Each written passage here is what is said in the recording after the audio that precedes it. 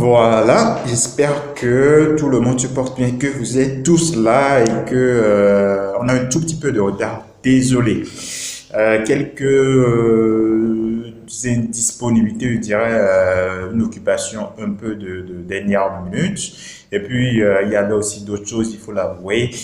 Désolé d'avoir un tout petit peu de retard, mais j'espère que vous portez bien et bienvenue dans cette vidéo. Alors, on avait prévu de parler du vieillissement, nutrition et vieillissement et 10 actions urgentes qu'il fallait entreprendre. Et franchement, j'avais prévu de faire des diapositives, de vous montrer, de faire vraiment une formation là-dessus. Mais finalement, j'ai pas eu du temps, j'ai pas consacré du temps pour votre temps pour pouvoir mieux divulguer ces informations-là et faire des diapositives, une vraie formation, quelque chose vraiment d'un peu plus profond que ce que je vais dire là maintenant. Et vraiment, je tiens à m'en excuser. Et je vous partagerai quand même quelques biscuits dans cette vidéo.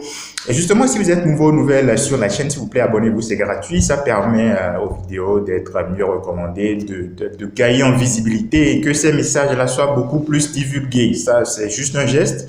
Et vous êtes tout à fait libre de vous abonner, de commenter, de partager. Énormément, merci pour ceux qui l'ont déjà fait ou ceux qui vont le faire dans quelques minutes, dans quelques instants. Je prévois de le faire, d'accord? Je prévois de faire une formation là-dessus, vieillissement et nutrition, 10 actions urgentes qu'il faut entreprendre. Mais là, j'avais prévu quelque chose d'un peu plus profond, d'un peu plus différent. Mais je suis obligé, compte tenu du temps et de certaines... alors, j'ai pas envie de me justifier pendant 10 heures de temps dans cette vidéo. Mais je vais vous partager déjà quelques biscuits dans cette vidéo-là rapidement. Alors déjà, quand on parle de vieillissement, de nutrition, c'est pas une question de rajeunir de 20 ans, de revenir à 20 ans en arrière, d'accord? Ça, c'est important de le dire. On n'est pas en train de vous vendre du rêve, de vous faire croire qu'il y a du gâteau sur la table alors qu'il n'y a qu'un chiffon. Il ne s'agit pas de ça. Concrètement, j'aimerais aborder juste 3 aspects. Sans être plus profond, sans aller plus en profondeur sur le sujet, j'aimerais juste aborder 3 aspects. Le vieillissement, déjà, pour vous, c'est quoi? Et ça, c'est important parce que lorsque vous dites vieillissement, c'est à partir après la soixantaine, ça, c'est un problème. Et ça, là, il faut changer de paradigme, en fait. Vous pouvez pas changer, vous pouvez pas réussir une certaine politique de prévention, enfin. Il faut pas réussir des actions de prévention en termes de maladies liées, de pathologies liées au vieillissement, si vous mettez dans la tête déjà depuis au départ que le vieillissement, ça commencerait à partir après la soixantaine. Donc là, il y a un problème. Le vieillissement, ce n'est pas après 60 ans. Le vieillissement, c'est un processus. La vieillesse, c'est un état. C'est différent. Alors, une fois qu'on a dit ça, on ne peut pas expliquer aux gens que le vieillissement, c'est après la soixantaine, au même moment, vous avez des gens qui ont moins de 40 ans, qui sont déjà hypertendus, ou des gens qui ont, je ne sais pas moi, qui ont moins de 60 ans et qui sont déjà diabétiques. Donc, vous pouvez pas parler de vieillissement quand vous avez des gens qui ont juste, je sais pas, juste un exemple, 45 ans et qui ont déjà mal au dos, qui ont des douleurs au niveau du rachis dorsal, et vous dites que voilà, le vieillissement c'est après la soixantaine, etc. Donc, il faut déjà comprendre ce que c'est que exactement le vieillissement, qui est un processus plutôt qu'un état. L'état, vraiment, quand on dit quelqu'un ou quelqu'une qu'il est vieux ou qu'elle est vieille, là vous parlez d'un état et là c'est différent. Et une fois que vous avez changé le paradigme et que vous avez changé votre façon de percevoir votre définition du vieillissement, là vous comprenez que ce qu'il faut faire en amont, ou non, peut-être en aval, ce qu'il fallait d'abord faire en termes de prévention, il fallait beaucoup plus le faire tôt que de le faire après 60 ans. C'est pas après 60 ans qu'il faut commencer à prendre en compte certains aspects de la vie quotidienne, en l'occurrence l'alimentation et plusieurs autres aspects en termes de... Je vais pas aller plus en profondeur, mais déjà c'est important de comprendre, de changer de paradigme en termes de définition par rapport au vieillissement. Une fois que vous avez changé de paradigme, là vous allez entreprendre des actions vraiment efficaces contre les pathologies liées au vieillissement. Parce que l'idée, c'est que les gens puissent vieillir correctement, en bonne santé et pas avec de plusieurs pathologies à la fois où on a des cas de polypathologie, il y a plusieurs choses à régler à la fois et là, ça devient problématique. Donc, première chose, il faut changer de paradigme par rapport à la définition qu'on se fait du vieillissement. Et ça, c'est une vidéo où même déjà depuis quand tu as 5 ans, 6 ans, 7 ans, tu dois pouvoir la suivre. Alors, je dis pas d'être accro à des plateformes comme ça, comme YouTube, etc. Mais déjà, c'est important déjà que très tôt, depuis que vous êtes à bas âge dès l'enfance, que vous compreniez le processus du vieillissement. Le vieillissement, ce n'est pas après la soixantaine, au moment où vous avez des gens qui sont hyper tendus avant la cinquantaine, qui sont diabétiques avant la cinquantaine. Le vieillissement, c'est un processus. Et si vous avez un peu de notion en biochimie, d'accord, un peu de notion par rapport à la biochimie, là, vous comprendrez un tout petit peu quand même les facteurs qui sont liés, qui favorisent un peu quand même ce vieillissement. D'accord, le vieillissement, c'est un processus. La vieillesse, c'est un état. C'est différent. Alors, deuxième biscuit que j'allais partager, alors c'est pas des biscuits, c'est des notions. Bien sûr, c'est une façon de parler. On va poser le second biscuit sur la table et cette seconde notion, c'est quoi? C'est par rapport à l'état hormonal. Lorsque vous prenez de l'âge, la façon dont les hormones vont interagir avec les organes va être différente. La quantité produite déjà également et la façon dont elles vont interagir vont être également différentes. Et il y a des conséquences sur un plan nutritionnel, sur un plan alimentaire.